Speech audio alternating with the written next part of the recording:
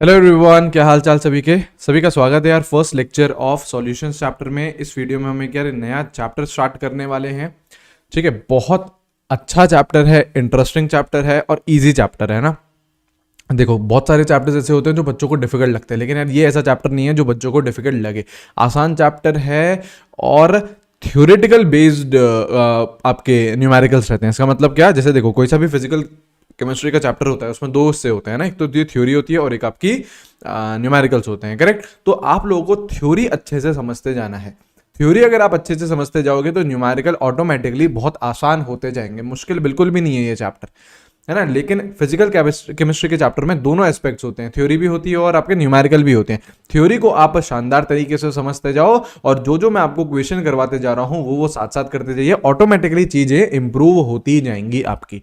ठीक है, तो चलो स्टार्ट करते हैं हम नया चैप्टर सॉल्यूशंस। सबसे पहले यार एक ब्रीफ आइडिया दे दूं इस चैप्टर का।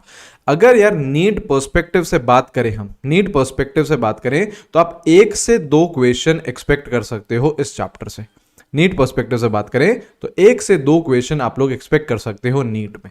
ठीक है, अच्छा इसमें हम लोग पढ़ने क्या क्या वाले हैं, इसमें हम लोग मतलब क्या क्या आता है इस चैप्टर में। इसमें आता है आपका कॉन्सेंट्रेशन टर्म्स। हाँ जी, ये वही है। कौन है ये वही है जो हम लोगों ने मोल कॉन्सेप्ट में पढ़ी है। Molarity, normality, mole fraction, percentage weight by weight, percentage weight by volume, percentage volume by volume, normality. ठीक है, तो सबसे पहले क्या आती है, कॉन्सेंट्रेशन टर्म्स, जो कि हम ऑलरेडी पढ़ चुके हैं मोल कॉन्सेप्ट के टाइम पे। ठीक है, और क्या क्या पढ़ते हैं हम लोग, पढ़ते हैं सॉल्युबिलिटी के बारे में कि यार अगर एक सॉलिड को लिक्विड में डाल दिया तो क्या सॉल्युबिलिटी रहेगी, एक गैस को लिक्विड में डाल दिया तो क्या सॉल्युबिलिटी रहेगी। ठीक है, सॉल्युबिलिटी के बारे में पढ़ते हैं हम लोग। वेपर प्रेशर के बारे में पढ़ते हैं। इसी वेपर प्रेशर में आपके लॉज आते हैं, राउल्ट्स लॉ, और आपके अलग अलग टाइप के सोल्यूशन आते हैं, ideal solution, non ideal solution, azeotropes, ये सारी चीज़ें हम लोगों को इसमें पढ़नी होती है। ठीक है, फिर आपकी क्या आती हैं, कॉलिगेटिव प्रॉपर्टीज आती हैं। 4 तरीके की कॉलिगेटिव प्रॉपर्टीज होती है, वो हम लोगों को डिटेल में देखना है क्या होता है। अभी बस सुन लो कि यार ये हम चीज़ें पढ़ने वाले हैं। ठीक है, सब्सिक्वेंट लेक्चर्स में आती जाएंगी चीज़ें। ठीक है, और लास्ट में हम लोग क्या पढ़ते हैं, went of factor. Went of factor हम लोग लास्ट में पढ़ते हैं। ठीक है, तो सारी चीजें इसमें कवर करी जाएंगी। Raoult's law, azeotropes, ideal solutions, non ideal solutions, कुछ ग्राफ्स आएंगे आप लोगों के, कॉलिगेटिव प्रॉपर्टीज क्या होती है, कैसे कैसे होती है, वेंट ऑफ फैक्टर कैसे डिटरमाइन करता है कॉलिगेटिव प्रॉपर्टीज को, सारी चीजें हम लोग पढ़ने वाले हैं। ठीक है, बस ये जो चीज है आपकी कॉन्सेंट्रेशन टर्म्स, ये हम ऑलरेडी कवर कर चुके हैं। ठीक है, ये हम ऑलरेडी बहुत डिटेल में मोल कॉन्सेप्ट में ही कवर कर चुके हैं। ठीक है, लेकिन इस चैप्टर में भी आपको कॉन्सेंट्रेशन टर्म्स पे क्वेश्चन बिल्कुल मिल सकते हैं। तो यार आई वुड डेफिनेटली रिकमेंड कि यार मोल कॉन्सेप्ट में जाके कॉन्सेंट्रेशन टर्म्स एक बार रिवाइज जरूर कर लीजिएगा। ठीक है, वो सारी काम आने वाली है कि काम आएंगे, जैसे मोल फ्रैक्शन काम आएगा आपको, मोलैरिटी काम आएगी, ये सारी मोलैलिटी काम आएगी, है ना। बहुत सारी चीज़ें आप लोगों को कॉन्सेंट्रेशन टर्म्स की इस चैप्टर में काम आने वाली है। तो डेफिनेटली यार ये चीज़ मोल कॉन्सेप्ट में जाके आप लोग एक बार रिवाइज कर लीजिए। हम लोग आज अभी से स्टार्ट कर रहे हैं सॉल्युबिलिटी के बारे में पढ़ना। सॉल्युबिलिटी हम लोग स्टार्ट करते हैं। ठीक है, चलो सबसे पहला यही सवाल आता है कि सॉल्युबिलिटी होती क्या है ना। तो क्या होता है, maximum amount of solute which can be dissolved in a given solvent at particular temperature. देखो क्या होता है, जैसे आप लोग ये चीज एक्सपेरिमेंट घर पे भी कर सकते हो। क्या करना है, ग्लास लेना है ना। जैसे सपोज करो मैंने ये बीकर बना लिया, आप लोग ये ग्लास में भी ये चीज कर सकते हो। आपने ये क्या करा, मैंने ये क्या करा, ये बीकर ले लिया, आपने सपोज करो ग्लास ले लिया, इसमें आप लोगों ने सॉल्वेंट ले लिया। क्या लोगे, पानी ले लिया सपोज करो। ठीक है, पानी ले लिया। अब आप क्या कर रहे हो, इसमें आप कोई सा सॉल्यूट डाले जा रहे हो। जैसे सपोज करो आप NaCl, जो आपका नमक रहता है, वो आप इसमें डालते जाओ। तो कर क्या रहे हो आप, इस वाटर क्या है, सॉल्वेंट है। तो कर क्या रहे हो, आपने बेसिकली क्या करा, थोड़ा सा नमक लिया, जो आपने जो ग्लास लिया था पानी का, उसमें थोड़ा सा नमक डाला, थोड़ा सा सॉल्यूट डाला और उसको मिक्स करा, तो वो क्या हो गया, डिजोल्व हो गया। फिर थोड़ा सा और नमक डाला, मिक्स करा, डिजोल्व हो गया। थोड़ा सा और नमक डाला, मिक्स करा, डिजोल्व हो गया। लेकिन एक टाइम ऐसा आएगा जब आप और नमक डालोगे तो वो नमक डिजोल्व नहीं होगा। इसका मतलब क्या है, एक पर्टिकुलर टेम्परेचर पे जितना भी maximum amount of solute dissolve हो सकता था उस पर्टिकुलर सॉल्वेंट में, वो डिजोल्व हो चुका है। तो वही उसकी क्या होती है, सॉल्युबिलिटी होती है। देखो क्या बोल रहा है, maximum amount of solute which can be dissolved in a given solvent. मतलब जो आपने एक ग्लास पानी लिया है उसमें कितना maximum amount of solute dissolve हो सकता है, उतना हो गया। वो उसकी क्या कहलाती है, सॉल्युबिलिटी कहलाती है। अभी सॉल्युबिलिटी किस पे डिपेंड करती है, टेम्परेचर पे डिपेंड करती है। तभी मैंने क्या लिखा है, एट पर्टिकुलर टेम्परेचर। एक टेम्परेचर पे सॉल्युबिलिटी एक रहेगी, टेम्परेचर हम इंक्रीज या डिक्रीज कर देंगे तो सॉल्युबिलिटी चेंज हो जाएगी। तो जितना मैक्सिमम अमाउंट ऑफ सॉल्यूट आप डाल सकते थे उतना अगर आपने डाल दिया है तो वो क्या कहलाएगी, उसकी सॉल्युबिलिटी। और ऐसा सोल्यूशन क्या कहलाता है, सैचुरेटेड सोल्यूशन। मतलब चीजें क्या हो जाती है, सैचुरेट हो जाती है। नाम से ही पता चल रहा है कि चीजें क्या हो गई, सैचुरेट हो गई, अपने मैक्सिमम लेवल तक पहुंच चुकी है। जितना डिसॉल्व होना चाहिए था आपका सोल्यूट उतना डिसॉल्व हो चुका है, सोल्यूशन आपका सैचुरेटेड बन चुका है। उसी टर्म को क्या बोला जाता है, सॉल्युबिलिटी बोला जाता है। ठीक है, अब हमको सॉल्युबिलिटी किस किस की पढ़नी है, solubility of solid in liquids. Liquid क्या है आपका, सॉल्वेंट है, उसके अंदर आप कोई सॉलिड डाल रहे हो तो क्या होगा, कौन कौन से फैक्टर्स डिटरमाइन करेंगे। और हमको क्या पढ़ना है, जैसे देखो एक चीज क्या पढ़नी है, सॉलिड्स इन लिक्विड्स पढ़ना है, फिर हमको क्या पढ़ना है, गैसेस इन लिक्विड्स। ठीक है, तो एक फंडा यार हर जगह चलता है, एक फंडा हर जगह चलता है। आप लोगों ने सुना भी होगा कि लाइक, या फिर इसको ढंग से लिखें थोड़ा, ये फंडा यार आप लोगों ने सुना भी होगा पहले भी। क्या फंडा होता है, लाइक डिसॉल्व लाइक का फंडा, लाइक डिसॉल्व लाइक का फंडा। कि मतलब अगर यार सपोज करिए आपका नॉन पोलर सॉल्यूट है तो उसको सॉल्वेंट भी क्या चाहिए होगा, नॉन पोलर ही चाहिए होगा, वो उसी में ही डिसॉल्व होएगा, नॉन पोलर सॉल्वेंट ही चाहिए होगा।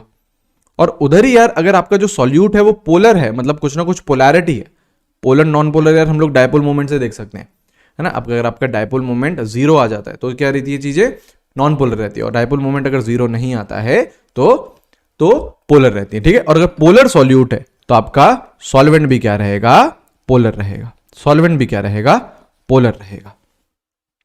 ठीक है, तो ये चीज आप लोगों को देखनी पड़ेगी, है ना। ये चीज तो देखो हमेशा ही वैलिड रहती है, लाइक डिसॉल्व लाइक का फंडा रहता है। आप कोई भी उठा लो, जब ऑर्गेनिक में जाते हैं हम लोग तो वहां पे भी हम लोग लाइक डिसॉल्व लाइक का ही चलाते हैं। तो अगर नॉन पोलर सॉल्यूट है तो नॉन पोलर सॉल्वेंट चलेगा, पोलर सॉल्यूट है तो पोलर सॉल्वेंट चलेगा।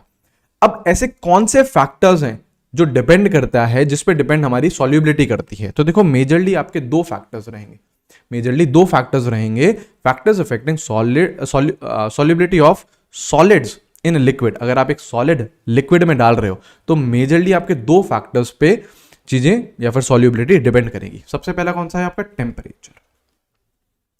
सबसे पहला कौन सा है, टेम्परेचर।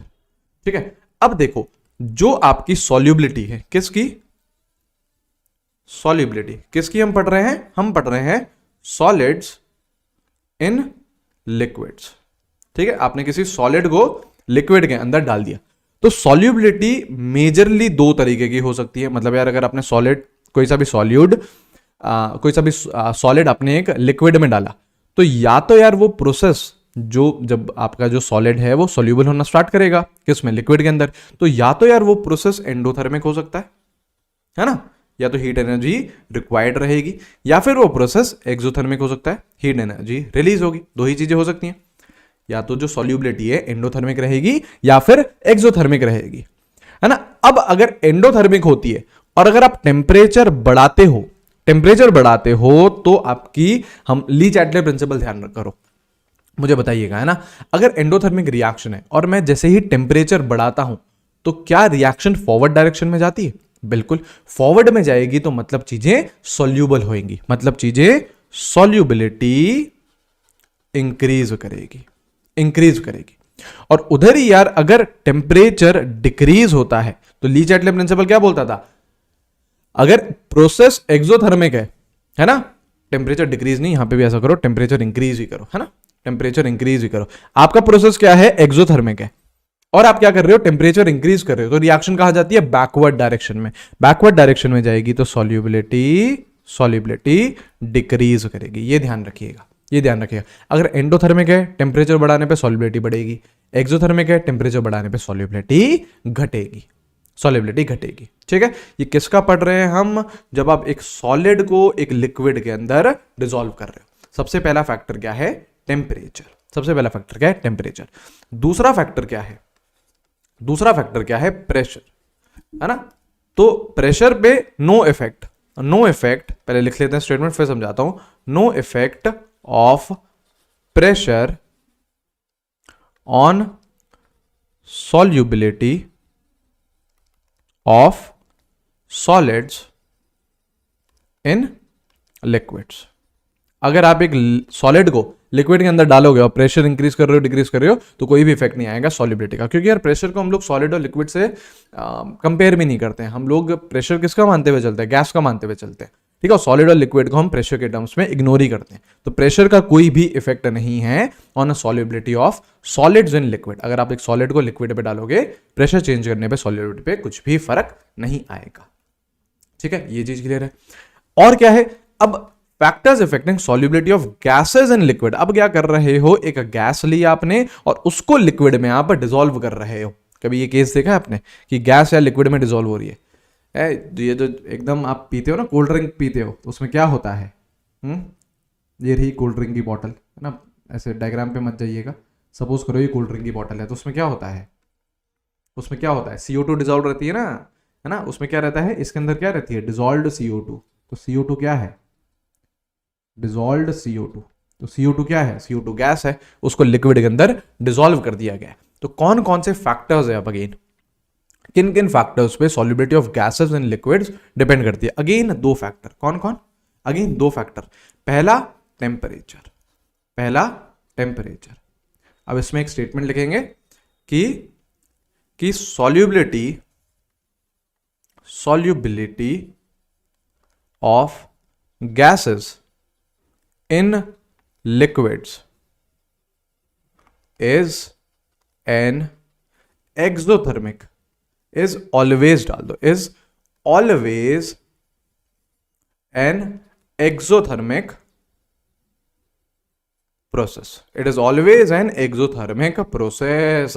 मतलब देखो, अगर एक सॉलिड को लिक्विड में डाल रहे हो तो प्रोसेस एक्सोथर्मिक भी हो सकता है, एंडोथर्मिक भी हो सकता है। लेकिन अगर आप एक गैस को लिक्विड में डाल रहे हो तो प्रोसेस इज ऑलवेज एक्सोथर्मिक। हमेशा हीट एनर्जी रिलीज होगी, और अगर हीट एनर्जी रिलीज हो रही है, आप टेम्परेचर बढ़ाओगे तो सॉल्युबिलिटी कम हो जाएगी, सॉल्युबिलिटी कम हो जाएगी। हमेशा ये प्रोसेस क्या है? एक्सोथर्मिक है। क्योंकि देखो प्रीवियस केस में एंडोथर्मिक भी हो सकता था, एक्सोथर्मिक भी हो सकता था, ठीक है। लेकिन इस केस में ऐसा कुछ भी नहीं है। इस केस में भैया हमेशा क्या है? Process exothermic. आप टेम्परेचर बढ़ाओगे, ली-चैटले प्रिंसिपल क्या बोलता है? अगर रिएक्शन एक्सोथर्मिक है, आप टेम्परेचर बढ़ाओगे तो रिएक्शन कहां जाएगी? बैकवर्ड डायरेक्शन में। बैकवर्ड में जाएगी तो सॉल्युबिलिटी कम होने वाली है, सॉल्युबिलिटी कम होने वाली है, ठीक है। आई बात समझ में? और दूसरा फैक्टर क्या है? Again pressure. दूसरा फैक्टर क्या है? Again pressure. तो ये तो सीधी सीधी बात है। देखो ये आप लोगों को बड़े प्यार से समझ में भी आ जाएगा। जैसे सपोज करो ये आपकी कोल्ड ड्रिंक की बॉटल है ना, ये आपकी कोल्ड ड्रिंक की बॉटल है। यहाँ पे आपने क्या ले रखी है? CO2 गैस ले रखा है। अब आप क्या करो? ऊपर से प्रेशर लगाओ, ऊपर से प्रेशर लगाओ। तो अगर आप ऊपर से प्रेशर लगाओगे, प्रेशर को इंक्रीज करोगे, तो क्या CO2 गैस इधर डिसॉल्व होना स्टार्ट हो जाएगी? बिल्कुल। उसके पास और जगह ही नहीं है, वो कहां जाए करेगी? लिक्विड के अंदर चले जाएगी। क्या करेगी? लिक्विड के अंदर चले जाएगी। तो जैसे ही आप प्रेशर बढ़ाते हो तो सॉल्युबिलिटी इंक्रीज करती है। तो यहां पे मैं क्या लिख सकता हूं? यहां पे मैं क्या लिख सकता हूं कि solubility is directly proportional to pressure, है ना। आप प्रेशर बढ़ाओगे तो सॉल्युबिलिटी इंक्रीज करेगी। अब इसी से ही बेस्ड है हेनरीज लॉ, इसी पे ही बेस्ड है आपका हेनरीज लॉ। तो वो चीज देखनी है हम लोगों को, है ना। तो देखिए हेनरीज लॉ, ये रहा हेनरीज लॉ। देखो क्या बोलता है ये बोलता है कि partial pressure of the gas in vapour phase P is proportional to the mole fraction of gas in solution. देखो ये भी वही बात बोल रहा है। कैसे? जैसे देखो ये रहा आपका कंटेनर, ठीक है ना। बीकर ले लिया आपने, ठीक है। ये रहा आपका सॉल्वेंट, तो क्या यहां पे सपोज करो कोई सी भी गैस है ना, यहां पे सपोज करो कोई सी भी गैस है। तो क्या बोल रहा है? Partial pressure of the gas in vapour phase P is directly proportional to the mole fraction of gas in solution. मतलब यार अगर यहां से ये जो पार्शियल प्रेशर है ना, ये जो पार्शियल प्रेशर गैस लगाएगी ना कुछ प्रेशर लगाएगी, तो ये जो प्रेशर है, जो पार्शियल प्रेशर है गैस का P, वो जितना ज्यादा होगा उतना ही ज्यादा मोल फ्रैक्शन होगा गैस का इन सॉल्यूशन। मतलब उतनी ही ज्यादा गैस प्रेजेंट होएगी सॉल्यूशन के अंदर, और जितनी ज्यादा गैस प्रेजेंट होएगी उतनी ज्यादा क्या रहेगी? सॉल्युबिलिटी रहेगी। तो बहुत सीधा सीधा फंडा है यार, अगर ऊपर से आप प्रेशर ज्यादा लगा रहे हो तो गैस कहाँ जाएगी, सॉल्वेंट सॉल्यूशन के अंदर ही तो जाएगी। तो क्या होगा, उसकी सॉल्युबिलिटी इंक्रीज भी तो होगी, और सॉल्युबिलिटी इंक्रीज होगी तो सॉल्यूशन में उसका मोल फ्रैक्शन भी बढ़ेगा, उसकी मात्रा बढ़ेगी ना, उसका अमाउंट बढ़ेगा तो मोल फ्रैक्शन भी बढ़ेगा। तो यही है आपका हेनरी लॉ। तो हेनरी लॉ क्या बोलता है, जो पार्शियल प्रेशर है किसी भी गैस का, it is directly proportional to mole fraction of gas in solution. और प्रोपोर्शनैलिटी कांस्टेंट आप लेके आओ तो P equals to K H into x. K H क्या है, हेनरीज कांस्टेंट, हेनरी में दिया ना ये लॉ, तो कांस्टेंट भी तो वही यूज करेंगे, है ना, हेनरीज कांस्टेंट। आपका और मेरा कांस्टेंट नहीं रहेगा, है ना, हेनरी भैया का कांस्टेंट रहेगा, उन्हीं का ही नाम चलेगा क्योंकि उन्हीं ने ही ये लॉ दिया। तो पार्शियल प्रेशर इक्वल्स टू के इंटू एच, ये क्या है आपका, ये है आपका हेनरीज लॉ। P क्या है, चाहो तो लिख लो यहां पे, P क्या है, पार्शियल प्रेशर ऑफ गैस, ठीक है। X क्या है, mole fraction of gas in solution, mole fraction of gas in solution. आई बात समझ में, ये चीज क्लियर हुई है। अब देखो, अगर सपोज करो मैंने प्रेशर को कांस्टेंट रख दिया, जो पार्शियल प्रेशर है लेफ्ट साइड वाला P, ये मैंने कांस्टेंट रख दिया, यहां पे लिखते हैं देखो, एट कांस्टेंट P आपने पार्शियल प्रेशर क्या कर दिया है, कांस्टेंट कर दिया। सपोज करो KH की वैल्यू, हेनरीज कांस्टेंट की वैल्यू सपोज करो इंक्रीज करती है, KH की वैल्यू सपोज करो इंक्रीज करती है, ठीक है। तो ये बात बताइए, जैसे हेनरीज लॉ क्या था, P equals to K into KH, मतलब हेनरीज कांस्टेंट इंटू एक्स। तो ये चीज मैंने क्या कर दी है, कांस्टेंट कर दी है, ये चीज मैंने क्या कर दी है, कांस्टेंट कर दी है। तो राइट हैंड साइड जो RHS है वो भी तो कांस्टेंट रहेगा, बिल्कुल। तो अगर ये वैल्यू इंक्रीज कर रही है, ये वैल्यू अगर इंक्रीज कर रही है तो ऑटोमेटिकली ये वैल्यू क्या करेगी, डिक्रीज करेगी, क्योंकि दोनों का जो प्रोडक्ट है वो तो क्या आना है, कांस्टेंट आना है। तो अगर एक वैल्यू इंक्रीज कर रही है तो दूसरी वैल्यू को डिक्रीज होना पड़ेगा। तो यहां से हम क्या सीखे, अगर KH की वैल्यू बढ़ेगी, हेनरीज कांस्टेंट की वैल्यू बढ़ेगी, तो मोल फ्रैक्शन इन सॉल्यूशन क्या होगा, कम होगा। Mole fraction of gas in solution कम होगा, मतलब गैस की अमाउंट सॉल्यूशन के अंदर कम होएगी, मतलब सॉल्युबिलिटी डिक्रीज करेगी, सॉल्युबिलिटी डिक्रीज करेगी। आई है बात समझ में, है ना। तो KH और जो मोल फ्रैक्शन है गैस का इन सॉल्यूशन, वो क्या है, इनवर्सली प्रोपोर्शनल है। अगर KH बढ़ेगा तो आपका mole fraction of gas in solution कम होगा, मोल फ्रैक्शन कम हो जाएगा तो सॉल्युबिलिटी कम हो जाएगी, ठीक है। अच्छा, ये KH हेनरीज कांस्टेंट है, ये KH किस पे डिपेंड करता है, गैस पे, बेसिकली नेचर ऑफ गैस पे डिपेंड करता है। अगर आप गैस चेंज करते जाओगे तो KH चेंज होते जाएगा। KH depends on nature of gas, किस पे डिपेंड करता है, नेचर ऑफ गैस पे डिपेंड करता है आपका KH, ठीक है, हेनरीज कांस्टेंट। आई बात समझ में, ये चीज क्लियर हुई है, ठीक है। तो ये बात करी हम लोगों ने सॉल्युबिलिटी, एक छोटा सा टॉपिक था सॉल्युबिलिटी। अब हम लोग इंट्रोड्यूस करेंगे वेपर प्रेशर को, है ना। वेपर प्रेशर को आपको बहुत ध्यान से समझना है क्योंकि मेजॉरिटी चैप्टर इसी पे ही बेस्ड है, मेजॉरिटी चैप्टर आपका वेपर प्रेशर पे ही बेस्ड है, ठीक है। चलो, होता क्या है, ये कब लगता है, ये सारी बातें हम लोगों को करनी है। क्या है, जैसे सपोज करो आप लोगों ने ये एक कंटेनर ले लिया, ठीक है, आप लोगों ने ये एक कंटेनर ले लिया, इसमें आपने सपोज करो कोई सा सॉल्वेंट ले लिया है, आपने सॉल्वेंट ले लिया है, ठीक है, ये रहा आपका कोई सा भी सॉल्वेंट, ठीक है, ये रहा आपका कोई सा भी सॉल्वेंट, ठीक है। जैसे सपोज करो ये रहा, ये कंटेनर है, बॉटल मेरी कंटेनर है, ठीक है, इसमें मैंने क्या ले लिया है, पानी ले लिया है, वो हमारा क्या हो गया, सॉल्वेंट हो गया। अब आप लोगों से अगर मैं पूछूं कि क्या इस टाइम पे, जिस टाइम पे आप अभी ये पिक्चर देख रहे हो, क्या इस टाइम पे इवेपोरेशन हो रहा है, मतलब अगर मैं आप लोगों से पूछूं क्या इवेपोरेशन नॉर्मल टेम्परेचर STP, मतलब नॉर्मल रूम टेम्परेचर पे भी अगर इवेपोरेशन होता है क्या, तो बिल्कुल, इवेपोरेशन के लिए कोई पर्टिकुलर टेम्परेचर की जरूरत नहीं है हमें, है ना। 100 डिग्री सेल्सियस पे तो पानी बॉयल होना स्टार्ट होता है, वो तो उसका बॉइलिंग पॉइंट है। मैं इवेपोरेशन की बात कर रहा हूं, तो इवेपोरेशन तो आपका कोई से भी नॉर्मल टेम्परेचर पे भी होता है। जैसे अभी ये अपनी बॉटल है, ये अपनी बॉटल है, तो क्या इस बॉटल, मतलब जो सरफेस है, पानी का जो सरफेस है, क्या वहां से आपका इवेपोरेशन हो रहा है। इवेपोरेशन क्या होता है, जब आपके मॉलिक्यूल्स लिक्विड फेज से गैस में जाते हैं, वेपर फेज में जाते हैं, तो वो इवेपोरेशन होता है। तो क्या इस टेम्परेचर पे भी इवेपोरेशन हो रहा है? आप लोगों से पूछूं मैं, हो रहा है या नहीं हो रहा है? बिल्कुल हो रहा है। इस बॉटल के अंदर भी इवेपोरेशन हो रहा है। तो क्या होता है जो आपके सरफेस के मॉलिक्यूल्स हैं वो क्या करते हैं, सरफेस को छोड़ के वेपर फेज में जाते हैं। ये क्या होता है? इवेपोरेशन। ये प्रोसेस क्या है? इवेपोरेशन। अब आ गए वो यार वेपर्स में आ गए। और उसी टाइम पे क्या हो रहा है, उसी टाइम पे एक और प्रोसेस स्टार्ट हो जाता है जिसे हम बोलते हैं कंडेंसेशन। कंडेंसेशन क्या होता है? जब वेपर्स वापस से लिक्विड में कन्वर्ट होते हैं। तो ये क्या करते हैं, जो आपके वेपर्स हैं ये वापस से नीचे जाते हैं और लिक्विड पे कन्वर्ट होना स्टार्ट हो जाते हैं। ठीक है, तो दो प्रोसेस यहां पे चल रहा है। इस कंटेनर में अगर मैं बात करूं तो दो प्रोसेस चल रहे हैं। कौन कौन से? एक चल रहा है इवेपोरेशन, एक चल रहा है इवेपोरेशन। इवेपोरेशन क्या होता है? जब लिक्विड से आप गैस में कन्वर्ट होते हो, गैस या फिर वेपर बोल दो, है ना। गैस अगर नहीं तो इसको वेपर बोल दो, ठीक है। इसको क्या बोल दो? वेपर बोल दो, ठीक है। और साथ साथ में एक और प्रोसेस चल रहा है, वो प्रोसेस का नाम क्या है? कंडेंसेशन। कंडेंसेशन कब होगा? जब आपका वेपर फेज वापस से लिक्विड फेज में आ जाएगा, तो वो क्या होगा? वेपर फेज होगा। अब क्या होता है, इनिशियली तो आपका इवेपोरेशन ज्यादा होता है पहले, मतलब आपके जो सरफेस के मॉलिक्यूल्स हैं वो वेपर में जाए जाते हैं। तो जैसे ही इवेपोरेशन स्टार्ट होता है फिर धीरे धीरे कंडेंसेशन भी स्टार्ट होता है। पहले इनिशियली क्या होता है? सिर्फ और सिर्फ इवेपोरेशन होता है, लेकिन धीरे धीरे कंडेंसेशन भी स्टार्ट होता है और एक इक्विलिब्रियम आ जाता है इन पे। तो इक्विलिब्रियम पे क्या होता है?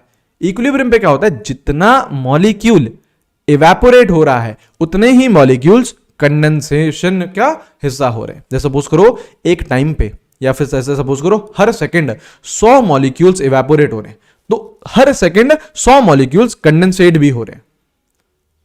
ठीक है, तो क्या हो गया? इक्विलिब्रियम हो गया। तो इक्विलिब्रियम पे क्या हो जाता है? जो रेट है इवेपोरेशन की और जो रेट है कंडेंसेशन की वो बराबर हो जाती है। तो एट इक्विलिब्रियम कुछ समय के बाद क्या हो जाता है? इक्विलिब्रियम पॉइंट आ जाता है। और इक्विलिब्रियम पे क्या होता है? Rate of evaporation is equal to rate of condensation ये कब होता है? इक्विलिब्रियम पे होता है। ठीक है, अब देखो इक्विलिब्रियम पे एक पॉइंट पे हम इक्विलिब्रियम पे पहुंच गए। अब ये जो कंटेनर है इसके ऊपर कुछ ना कुछ तो आपके वेपर के मॉलिक्यूल्स रहेंगे। जैसे ये है, सपोज करो ये बॉटल में इक्विलिब्रियम अचीव हो चुका है, तो अब इसमें जो खाली स्पेस है वहां पे क्या है? वाटर के मॉलिक्यूल्स हैं। वहां पे क्या है? वाटर के मॉलिक्यूल्स है। अब वो वाटर के मॉलिक्यूल्स इस सरफेस पे, लिक्विड के सरफेस पे कुछ ना कुछ क्या लगाएंगे? प्रेशर लगाएंगे, है ना। ये जो लिक्विड का सरफेस है, देखो ये जो लिक्विड का सरफेस है जिसको मैं रेड से मार्क कर रहा हूं, इस सरफेस पे जो वाटर के मॉलिक्यूल्स है या फिर जो वेपर के मॉलिक्यूल्स है वो क्या करेंगे? प्रेशर लगाएंगे। इसी प्रेशर को इक्विलिब्रियम पॉइंट पे क्या बोला जाता है? Vapour pressure. तो सबसे पहली बात तो हमको यह समझ में आया कि यार वेपर प्रेशर कब हम मेजर करते हैं? वेपर प्रेशर हम मेजर करते हैं एट इक्विलिब्रियम पे, जब आपका रेट ऑफ फॉरवर्ड रिएक्शन और रेट ऑफ बैकवर्ड रिएक्शन क्या हो जाए? बराबर। मतलब rate of evaporation and rate of condensation क्या हो जाए? बराबर। तो उस पॉइंट पे जो भी वेपर्स हैं जो इस सरफेस ऑफ लिक्विड पे प्रेशर लगा रहे हैं, उसी प्रेशर को क्या बोला जाता है? Vapour pressure. तो क्या है वेपर प्रेशर? देखो, pressure exerted by the vapours formed in equilibrium over the surface of liquid in a closed container is known as vapour pressure. मतलब ऐसा प्रेशर जो एक्सर्ट कर रहे हैं वेपर्स, कब? इक्विलिब्रियम टाइम पे। कहां पे एक्सर्ट कर रहे हैं? सरफेस ऑफ लिक्विड पे। तो ऐसे प्रेशर को क्या बोला जाता है? वेपर प्रेशर बोला जाता है। आ रही है बात समझ में? ये चीज क्लियर हुई है? तो वेपर प्रेशर कौन से टाइम पे आप डिफाइन करते हो? वेपर प्रेशर हम डिफाइन करते हैं इक्विलिब्रियम टाइम पे, जब रेट फॉरवर्ड की और रेट बैकवर्ड की बराबर हो जाती है। अब अगेन एक और सवाल आता है कि यार ये जो वेपर प्रेशर है ये हमने फील ले लिया कि हाँ यार वेपर प्रेशर ये होता है। हमारे दिमाग में एक और यार क्वेश्चन आता है कि अब वेपर प्रेशर डिपेंड किस पे करेगा? ये चीज तो समझ में आनी चाहिए हमें, है ना। तो आपके कौन कौन से फैक्टर्स हैं on which vapour pressure depends? Vapour pressure किस किस पे डिपेंड करता है? वेपर प्रेशर सबसे पहले डिपेंड करता है नेचर ऑफ लिक्विड पे। ठीक है, तो यहां पे एक स्टेटमेंट लिखते हैं, फिर हम लोग समझेंगे ऐसे कि वेपर प्रेशर है जो vapour pressure, it is inversely proportional to attractive forces, या फिर अट्रैक्टिव फोर्सेस की जगह भी और बेहतर वर्ड क्या होगा, vapour pressure is inversely proportional to inter molecular forces. Vapour pressure is inversely proportional to intermolecular forces. अब देखो, अब खुद सोचो, जैसे सपोज करो एक आपका, हम कोई रैंडम एग्जांपल ले लेते हैं, जैसे सपोज करो ये ए है और ये ए है, ठीक है। इंटरमॉलिक्यूलर फोर्सेस मतलब दो मॉलिक्यूल्स के बीच में, ठीक है, दो मॉलिक्यूल्स के बीच में ये है, और एक मैं ले लेता हूं ये बी और बी, है ना, दो मॉलिक्यूल्स के लिए। अब सपोज करो ये जो इंटरमॉलिक्यूलर फोर्स है ये स्ट्रॉन्ग है, सपोज करो इसे मैं स्ट्रॉन्ग बोल देता हूं, और ये जो इंटरमॉलिक्यूलर फोर्स है सपोज करो ये वीक है, ठीक है। अब अगर वेपर प्रेशर किसी को लगाना है तो वेपर प्रेशर लगाते कौन है, वेपर्स। इक्विलिब्रियम पॉइंट पे जो वेपर्स होते हैं वही तो वेपर प्रेशर लगाते हैं। अब अगर दो मॉलिक्यूल्स के बीच में फोर्सेस स्ट्रॉन्ग है तो क्या मॉलिक्यूल वेपर में जाने देंगे, नहीं जाने देंगे। अरे मॉलिक्यूल स्ट्रॉन्ग है ना यार, आपका जो फोर्सेस है वो स्ट्रॉन्ग है, तो आपके जो मॉलिक्यूल्स हैं वो वेपर में बहुत कम जाएंगे, वेपर में वो बहुत कम जाएंगे तो वेपर प्रेशर कम हो जाएगा। और जहां पे ये बॉन्डिंग वीक है, जो इंटरमॉलिक्यूलर फोर्सेस है ये वीक हैं, तो ये फटाक से वेपर में चले जाएगा, फटाक से वेपर में चले जाएगा तो वेपर प्रेशर ज्यादा लगाएगा। तो अगर इंटरमॉलिक्यूलर फोर्सेस ज्यादा हैं तो वो वेपर्स में नहीं जा रहे हैं, वेपर्स में नहीं जा रहे हैं तो वेपर प्रेशर कम हो जाएगा, ठीक है। तो वेपर प्रेशर क्या है आपका, इनवर्सली प्रोपोर्शनल है इंटरमॉलिक्यूलर फोर्सेस से, ठीक है, इंटरमॉलिक्यूलर फोर्सेस से ये इनवर्सली प्रोपोर्शनल है, ठीक है। देखो इसका एग्जांपल एक बहुत ही फेमस है, इसका एग्जांपल यूज करा जाता है, जैसे सपोज करो C2H5OH है, एक ये है, एक है आपका CH2OH, ठीक है, एक है आपका CH2OH, ठीक है, और एक ये है। तो यहां पे सिर्फ और सिर्फ एक ही OH है, तो अगर हाइड्रोजन बॉन्डिंग होगी तो सिर्फ और सिर्फ इसी एंड से होगी। यहां पे दो OH है तो हाइड्रोजन बॉन्डिंग होगी तो इस एंड से भी होगी और इस एंड से भी होगी। और अगर यहां पे तीन OH है तो हाइड्रोजन बॉन्डिंग इस एंड से भी होगी, इस एंड से भी होगी, इस एंड से भी होगी। तो थर्ड वाले में जैसे सपोज करो ये A है, सपोज करो ये B है, और जैसे सपोज करो ये C है, तो जो थर्ड वाला होगा आपका, जो थर्ड वाला होगा वहां पे आप खुद देख पा रहे होंगे कि फोर्सेस सबसे ज्यादा हैं, क्योंकि तीन जगह से हाइड्रोजन बॉन्डिंग हो सकती है। तो अगर फोर्सेस वहां पे सबसे ज्यादा है तो वेपर प्रेशर सबसे कम हो जाएगा। तो अगर वेपर प्रेशर का ऑर्डर पूछे कोई तो C का सबसे कम होगा, देन B का, देन A का।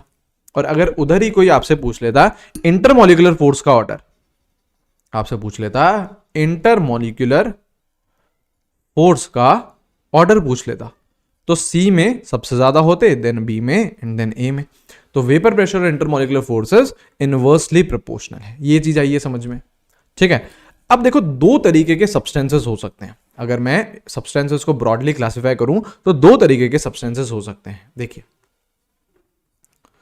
दो तरीके के सब्सटेंसेस हो सकते हैं, ठीक है। एक रहता है वॉलेटाइल सब्सटेंस। देखना यार, इसको ध्यान से समझ लीजिए आज ही, है ना, क्योंकि ये पूरे ही चैप्टर में काम आने वाला है। Volatile substance, volatile non volatile substance, है ना, volatile solute, non volatile solute, ये बहुत काम आने वाला है।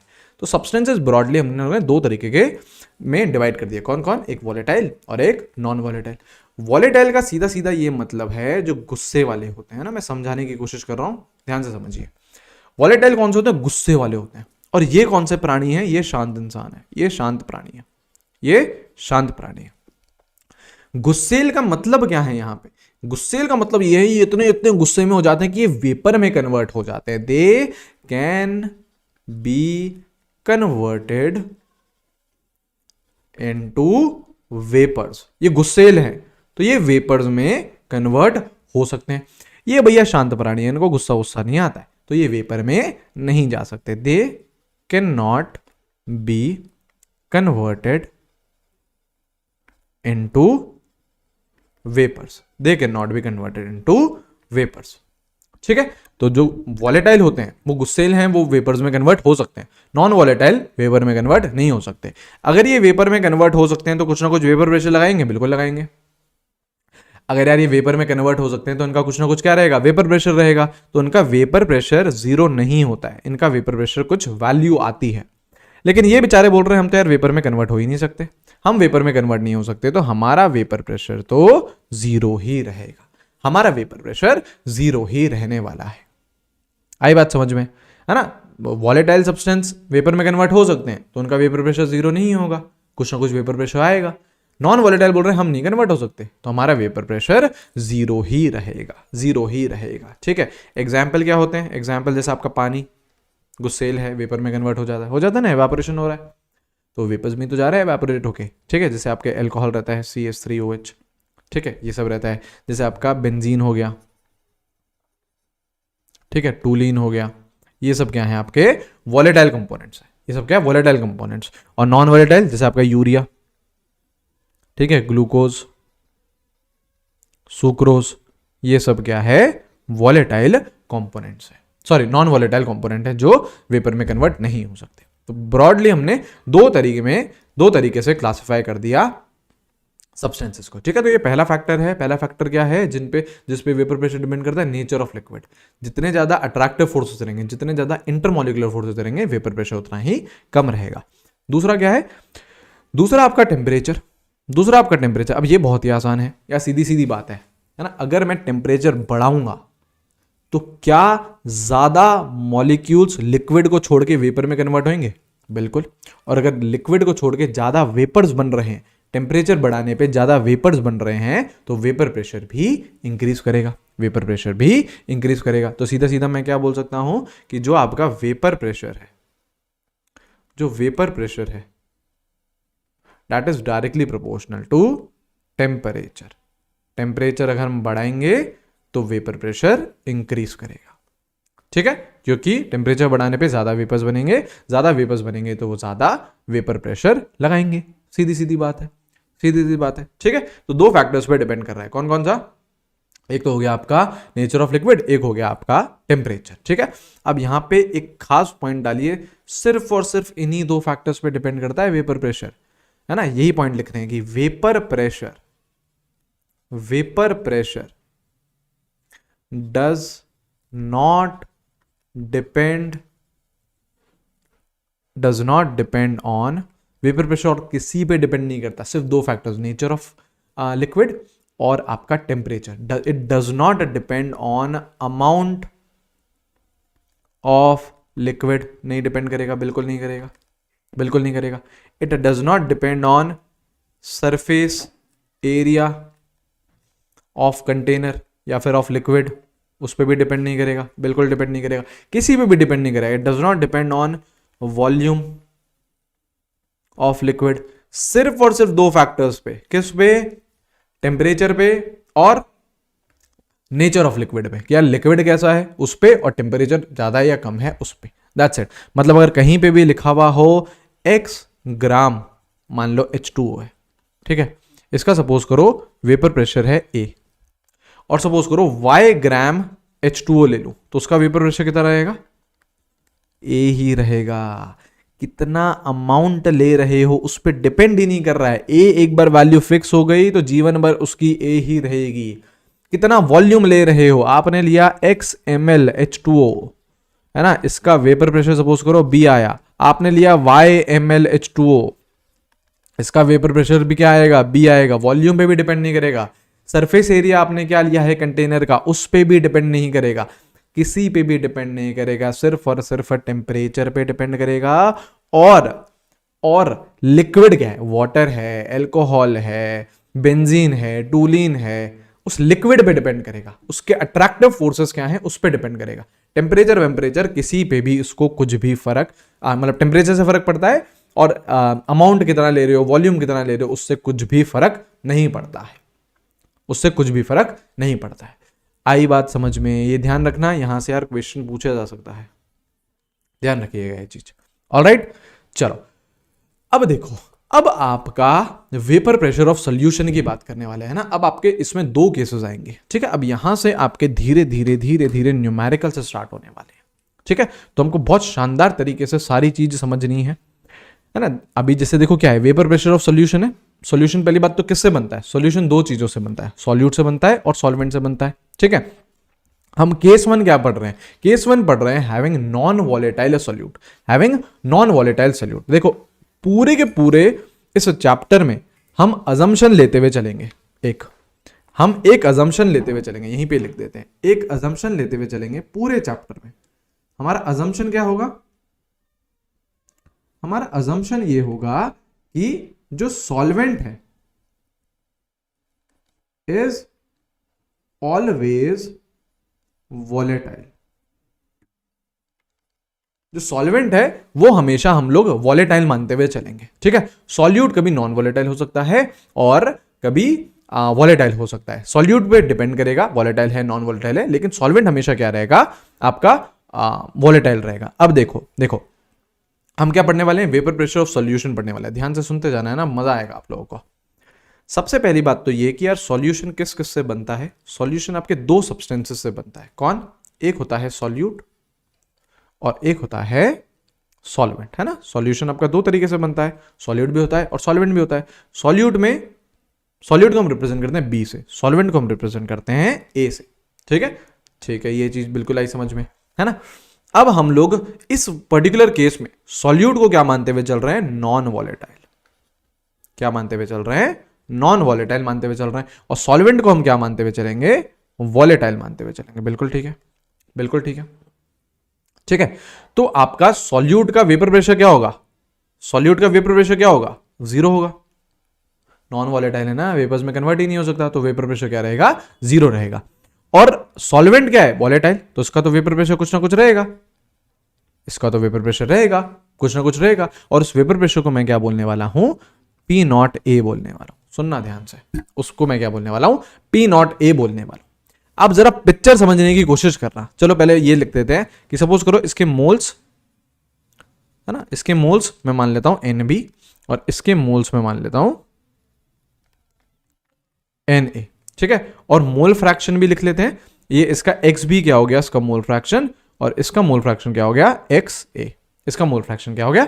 XA हो गया, ठीक है। ये बात तो एक बात तो हमें पक्की बात पता है कि XA प्लस XB क्या रहेगा? 1 रहेगा, है ना। Mole fraction, individual mole fraction अगर मैं ऐड करता हूं तो उसकी वैल्यू कितनी आती है? 1 आती है। उसकी वैल्यू कितनी आती है? 1 आती है, ठीक है। ये केस है अभी। अब देखो, सपोज करो आपका ये कंटेनर था, ठीक है। सपोज करो आपका ये कंटेनर था, ध्यान से सुनना, है ना। ये आपका, हमने इस कंटेनर में सिर्फ और सिर्फ क्या लिया है? हमने इस कंटेनर में सिर्फ और सिर्फ क्या लिया है? सॉल्वेंट लिया है। हमने इस कंटेनर में सिर्फ और सिर्फ क्या लिया है? सॉल्वेंट लिया। कोई सॉल्यूट वॉल्यूट कुछ भी नहीं डाला है। सॉल्वेंट हमेशा हमारा क्या रहेगा? वॉलेटाइल रहेगा। मतलब इस सरफेस पे जो मॉलिक्यूल्स होंगे किसके होंगे? ऑब्वियसली किसके होंगे? सॉल्वेंट के होंगे। पूरे के पूरे कंटेनर में सॉल्वेंट ही है, तो इसमें कौन है? सॉल्वेंट ही है। तो ये ए पूरे के पूरे क्या रहेंगे? सरफेस पे भी रहेंगे और नीचे भी रहेंगे, बल्क में भी रहेंगे, बिल्कुल सरफेस पे भी रहेंगे, ठीक है। अब हमारा जो सॉल्वेंट है वो तो वॉलेटाइल है, मतलब वो वेपर्स में कन्वर्ट होगा, बिल्कुल होगा। वेपर्स में कन्वर्ट होगा, बिल्कुल होगा। ये हो गया वेपर्स में कन्वर्ट। मतलब हमारे पास इधर कुछ ना कुछ क्या होंगे? सॉल्वेंट के वेपर्स होंगे, सॉल्वेंट के वेपर्स होंगे। अब क्या ये वेपर्स जो सरफेस है इस लिक्विड का, ये सरफेस है ना, ये देखो मैं जो रेड से मार्क कर रहा हूं, ये क्या है? सरफेस का, मतलब इस लिक्विड का सरफेस है। तो जो वेपर्स हैं वो इस सरफेस पे कुछ ना कुछ प्रेशर लगा रहे होंगे, है ना। तो वो प्रेशर को मैं क्या बोल रहा हूं? इस इधर जो प्रेशर लग रहा है वो क्या सिर्फ और सिर्फ सॉल्वेंट की वजह से लग रहा है? बिल्कुल, केवल और केवल सॉल्वेंट ही तो है, और कुछ सब्सटेंस डाला ही नहीं है। तो यहां पे सिर्फ और सिर्फ जो प्रेशर लग रहा है वो सॉल्वेंट के मॉलिक्यूल से लगा रहे हैं। तो यहां पे मैं क्या बोलूंगा? यहां पे जो वेपर प्रेशर लग रहा है वो सिर्फ और सिर्फ सॉल्वेंट की वजह से लग रहा है। और सॉल्वेंट के वेपर प्रेशर को हम क्या बोलते हैं? P nought A. P nought A क्या है? पी नॉट ए है vapour pressure of pure solvent. Pure solvent का मतलब समझ रहे हो ना? सिर्फ और सिर्फ सॉल्वेंट प्रेजेंट है। तो सिर्फ और सिर्फ सॉल्वेंट प्रेजेंट है, तो जो वेपर प्रेशर लगेगा उसको मैं क्या बोलूंगा, पी नॉट ए बोलूंगा, उसको क्या बोलूंगा, पी नॉट ए बोलूंगा। ठीक है, अब आपने क्या करा, इस सॉल्वेंट में सोल्यूट डालोगे। अब आप क्या करोगे, सोल्यूट डालोगे ना, और सोल्यूट हमने पहले केस में क्या ले रखा है, नॉन वॉलेटाइल सोल्यूट ले रखा है। देखो हमने सोल्यूट क्या ले रखा है, नॉन वॉलेटाइल सोल्यूट ले रखा है। अब देखो, अब आपका सॉल्यूशन बनाने वाले हो आप, मतलब आप इसमें सॉल्वेंट में क्या डालने वाले हो, सॉल्यूट भी डालने वाले हो। ठीक है, देखो देखो, तो अब आप क्या कर रहे हो, ये आपका क्या है, ये आपका है सॉल्यूशन, मतलब इसमें सॉल्यूट भी प्रेजेंट है और इसमें सॉल्वेंट भी प्रेजेंट है, बिल्कुल। ठीक है, तो क्या अगर आपने सॉल्यूट जैसे ही डाला और सॉल्यूशन बनाया, तो क्या सरफेस पे अब सॉल्यूट के पार्टिकल्स भी होंगे, बिल्कुल। पहले वाले केस में, ये आपका पहला केस था, तो पहले वाले केस में तो सरफेस पे सिर्फ और सिर्फ सॉल्वेंट के पार्टिकल्स थे, लेकिन अब आपका सॉल्यूट भी आ चुका है, तो इस वाले केस में आपके सॉल्यूट के पार्टिकल्स भी होंगे और सॉल्वेंट के पार्टिकल्स भी होंगे। तो देखो ऐसा कुछ पिक्चर बनेगी, देखो, है ना, ऐसी कुछ पिक्चर बनेगी। ये कौन है आपके, ये कौन है आपके, सॉल्यूट है, जो मैं ग्रीन से मार्क कर रहा हूं, बी मार्क कर दिया। और येलो वाले कौन है अब आपके, येलो वाले तो कौन है आपके, सॉल्वेंट है, ए से मार्क कर दिया। अब मुझे ये बताओ वॉलेटाइल कौन है, वॉलेटाइल इस केस में कौन है, सिर्फ और सिर्फ सॉल्वेंट है। सॉल्यूट को नॉन वॉलेटाइल मान रहा हूं, तो भैया सॉल्वेंट तो बोल रहा है हम तो अभी भी वेपर में जाएंगे, हम तो अभी भी वेपर में जाएंगे, बिल्कुल जाएंगे। सॉल्यूट बोल रहा है यार हम नहीं जा सकते, हम तो कौन है, नॉन वॉलेटाइल है, हम वेपर में कन्वर्ट नहीं हो सकते। तो क्या अब आपके वेपर्स कम हो जाएंगे, क्यों, क्योंकि पहले केस में सारे के सारे सरफेस पे मॉलिक्यूल्स सॉल्वेंट वाले थे, तो सब के सब इवेपोरेट हो रहे थे, सब के सब वेपर्स में जा रहे थे। लेकिन दूसरे वाले केस में सॉल्यूट आ चुका है बीच में, और सॉल्यूट अब वेपर में कन्वर्ट नहीं हो सकता क्योंकि नॉन वॉलेटाइल सॉल्यूट है। तो यहां पे वेपर प्रेशर कम हो जाएगा, क्यों, क्योंकि कम सॉल्वेंट के मॉलिक्यूल्स वेपर में जा पाएंगे, क्योंकि कम सॉल्वेंट के मॉलिक्यूल्स सरफेस पे प्रेजेंट है। ठीक है, तो इस इधर के प्रेशर को मैं क्या बोलूंगा, वेपर प्रेशर ऑफ सॉल्यूशन, जो कि सिर्फ और सिर्फ किसके बराबर होगा, पी ए के। क्यों, क्योंकि ए के ही तो वेपर्स हैं, बी तो बोल रहे हैं हम तो आ ही नहीं रहे हैं वेपर में, तो वो किसके बराबर होगा, पार्शियल प्रेशर ऑफ ए के बराबर होगा, पार्शियल प्रेशर ऑफ ए के बराबर होगा, है ना, पार्शियल प्रेशर ऑफ ए के बराबर होगा। ये क्या हो गया आपका, बेसिकली प्रेशर ऑफ ए, है ना, प्रेशर ड्यू टू ए हो गया आपका पी ए। ठीक है, इसे क्या बोल दो, vapour pressure of A in solution, in solution है, देख रहे हो। और पी नॉट ए क्या है, प्योर सॉल्वेंट में। क्या यहां से एक बात आपकी फिक्स हो गई है कि आपका जो पी नॉट ए है वो बड़ा रहेगा पी ए से, हाँ या ना, बिल्कुल सही है। क्यों, क्योंकि प्योर सॉल्वेंट में सिर्फ और सिर्फ सॉल्वेंट था, तो वहां पे ज्यादा वेपर्स बन रहे थे। लेकिन सॉल्यूशन के केस में जो पी ए है उसमें आपका सॉल्यूट भी आ चुका है, अब सॉल्यूट तो नॉन वॉलेटाइल है, तो वहां पे वेपर प्रेशर कम हो जाएगा, वहां पे वेपर प्रेशर कम हो जाएगा। क्या ये बात समझ में आई है, P nought A is greater than P A. ठीक है, मतलब कभी भी आप सॉल्यूट डालते हो तो वेपर प्रेशर क्या करता है, डिक्रीज करता है, वेपर प्रेशर क्या करता है, डिक्रीज करता है, जब भी आप नॉन वॉलेटाइल सॉल्यूट डालोगे। इसको ये भी, इसको हम ऐसे भी लिख सकते हैं, if non volatile solute is added, अरे एडेड की डी ज्यादा ही लग गए हैं, if non volatile solute, if non volatile solute is added then vapour pressure decreases. क्यों, क्योंकि सरफेस पे नॉन वॉलेटाइल भी आ जाता है, तो नंबर ऑफ वेपर्स भी कम हो जाएंगे, नंबर ऑफ वेपर्स कम हो जाएंगे तो आपका वेपर प्रेशर भी डिक्रीज कर जाएगा। आई बात समझ में, ये चीज क्लियर हुई। तो यही चीज होती है, यही आपका होता है राउल्ट्स लॉ, है ना। अब देखो राउल्ट्स लॉ क्या बोल रहा है, राउल्ट्स लॉ क्या बोल रहा है, राउल्ट्स लॉ बोलता है vapour pressure of any volatile component in a solution is directly proportional to mole fraction of component in solution। मतलब vapor pressure is directly proportional to mole fraction, is directly proportional to mole fraction of component in solution. ठीक है, तो इस वाले case में मैं solution के vapour pressure को क्या बोल सकता हूं, पीए बोल सकता हूं, क्योंकि सिर्फ और सिर्फ ए ही तो आपका वॉलेटाइल है, वही प्रेशर लगा रहा है। तो जो पीए है that is directly proportional to X A. ठीक है, प्रोपोर्शनलिटी कांस्टेंट डाले तो equals to P nought A X ए।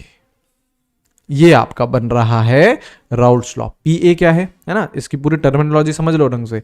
पीए क्या है, vapour pressure of A in solution, solution के अंदर, सॉल्यूशन मतलब solute plus solvent. P nought A क्या है, vapour pressure of pure solvent A. सिर्फ और सिर्फ सॉल्वेंट जब होता तो पी नॉट ए था, सॉल्वेंट और सॉल्यूट है तो पी ए बन चुका है। और एक्स ए क्या है, mole fraction of A in solution, A in solution. And obviously ये बात तो है ही कि मोल फ्रैक्शन सॉल्वेंट का लो और मोल फ्रैक्शन सॉल्वेंट का लो, सॉरी सॉल्यूट का लो। सॉल्वेंट और सॉल्यूट का जब मोल फ्रैक्शन इंडिविजुअली लोगे तो आपका वो क्या आएगी, 1 आएगी। तो एक्स ए की जगह कई बार हम 1 माइनस एक्स बी भी लिख सकते हैं, कोई समस्या की बात नहीं है, कोई समस्या की बात नहीं है। ठीक है, इसमें अगर जैसे ग्राफ देखा जाए, इसमें अगर ग्राफ देखा जाए तो ग्राफ आपका कुछ है ना, यहाँ पे जो आपके ग्राफ दिखेंगे ना ऐसे डबल एक्सेस वाले दिखेंगे, मतलब इधर हमने क्या ले लिया, वेपर प्रेशर ले लिया, और यहाँ पे आपका क्या रहता है, मोल फ्रैक्शन। यहाँ पे आपका क्या रहता है, मोल फ्रैक्शन। सपोज करो यहाँ पे एक्स ए है ना, एक्स ए आपका सपोज करो 0 है, और एक्स ए की मैक्सिमम वैल्यू क्या हो सकती है, 1 हो सकती है। मोल फ्रैक्शन 0 से 1 के बीच में लाई करता है, एक्स ए की वैल्यू क्या है, 1 है। तो यहाँ पे देखो जब ये है ना आपका, तो एक्स ए की वैल्यू 0 डालो तो पी ए क्या आएगा, 0, और एक्स ए की वैल्यू 1 डालो तो पी ए क्या आएगा, पी नॉट है। तो आपका ऐसा कुछ ग्राफ बनता है, ऐसा कुछ आपका ग्राफ बनता है। ये क्या है, पी नॉट, ये क्या है, पी नॉट ए, है ना, इसको लिख दो पी नॉट ए। ठीक है, ये this is your P nought A. Alright, ये है आपका राउल्ट्स लॉ। और हमने ये भी पहला केस करा है, क्या केस है, जिसमें आपका नॉन वॉलेटाइल सोल्यूट है। क्या हमेशा ही जीवन भर ही सॉल्यूट जो है वो नॉन वॉलेटाइल रहेगा, नहीं, वॉलेटाइल भी हो सकता है, वॉलेटाइल भी हो सकता है, वो आपका सेकंड केस रहता है। अभी मैं आपको क्या सिखा रहा हूं कि नॉन वॉलेटाइल सोल्यूट में क्या हो रहा है ना। और सॉल्वेंट तो हम लोग क्या मानते हुए चल रहे हैं, हमेशा वॉलेटाइल ही मानते हुए चल रहे हैं। ठीक है, अब देखो इस पे कुछ न्यूमेरिकल्स भी बनते हैं आपके, इस पे कुछ न्यूमेरिकल भी बनते हैं, है ना। ये रहे आपके कुछ न्यूमेरिकल्स, ये रहे आपके कुछ न्यूमेरिकल। करो, करिए करिए करिए करिए करिए। क्या बोल रहा है, 30 gram urea is added in 45 gram of water at a certain temperature, vapour pressure of pure water, है ना, at that temperature is 300 mm of Hg। Pure water का है ये, किसका है, प्योर वाटर का। ठीक है, ठीक है, मतलब पी नॉट ए की वैल्यू दे दी है कितनी, 300 mm। प्योर वाटर मतलब प्योर सॉल्वेंट रहा, है ना, 300 mm ऑफ Hg ये दे रखा है। आपको क्या बोल रहा है, vapour pressure of solution, vapour pressure of solution मतलब हमें पी ए निकालना है। हमें क्या पता है, P nought A into X A होता है, P nought A into X A होता है। अब ये जो यूरिया है ये क्या है आपका, सॉल्यूट, पानी क्या है, सॉल्वेंट। तो क्या करो, सबसे पहले इसके मोल्स निकाल लो, है ना, क्योंकि हमको मोल फ्रैक्शन चाहिए रहेगा। तो क्या करो, नंबर ऑफ मोल्स सॉल्यूट के, जो कि कौन है, यूरिया, कैसे निकलेंगे, 30 अपॉन मोलर मास कितना रहता है इसका, 60 रहता है ना, मोलर मास निकाल लीजिएगा। नंबर ऑफ मोल्स H2O के कितना रहेगा, 45 अपॉन 18, तो ये कितना आ गया, 5/2। तो मोल फ्रैक्शन निकालिए किसका, पानी का, वही तो है सॉल्वेंट, खुद के moles upon total moles, 1/2 plus 5/2। तो ये क्या आ रहा है, ये क्या आ रहा है, ये आ जाएगा आपका, देखिए आ जाएगा 5/6। क्या आ जाएगा, 5/6। अब कुछ नहीं, P A vapour pressure of solution निकालना है ना, तो P A equals to 300 into 5/6। देखो काटापीटी करो, ये जाएगा 50 से, तो ये क्या आएगा, 250 mm Hg। क्या ये चीज प्रूव हो चुकी है, देखो कहाँ गई, कहाँ गई।